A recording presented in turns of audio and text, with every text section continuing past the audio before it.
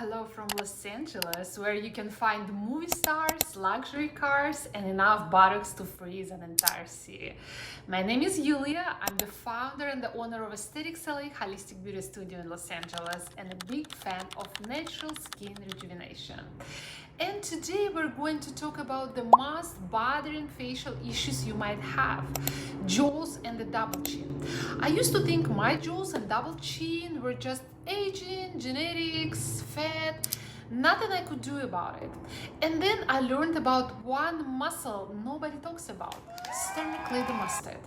Meet your sternocleidomastoid, one of the biggest neck muscle and one of the hardest working muscles in your body, and one of the most overlooked when it comes to jowls, jaw headaches, and the appearance of the double chin.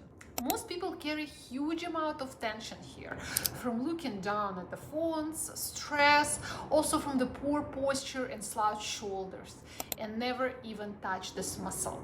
When sternocleidomastoid is tight, it pulls on the structures around your jaw and the neck. A lot of facialists believe that tension here contributes to how heavy your jawline looks and how stuck fluid gets around your chin and the jaws, because this muscle sits right next to your lymphatic pathways to the neck.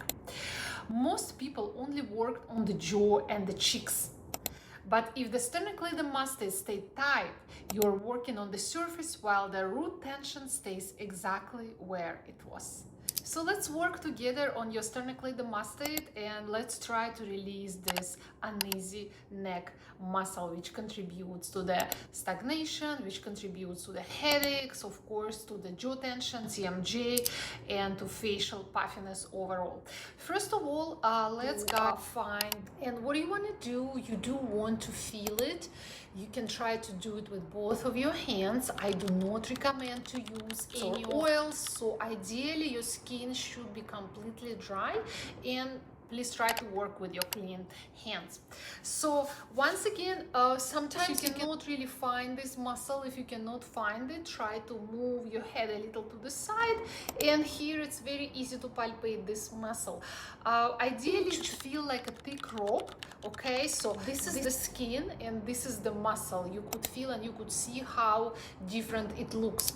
And I do love to work on it like the gentle release. Please go very gently. We do have a lot of nerve endings behind this muscle. We do have a lot of blood arteries which are located here. So I do love to work from top down to the collarbone because it attached like behind our ear here, and it also has the double attachment to the collarbone and to the sternum. Down, down, down, down. I don't like actually to pull it a lot like this because it feels a little bit uncomfortable. So the other thing what I do really love to do on my sternocleidomastoid, I do love to perform like a zigzagging movements up and down, like zigzagging, releasing. Let's do this on the other side. Once again, try to grab this muscle, the top behind your ear, and then you just release it with the short strokes, downward strokes, all the way towards the collarbone. Beautiful. Each side might take you up to like 3 to 5 minutes, depends how much tension you have, how much stagnation you guys have in those tissues.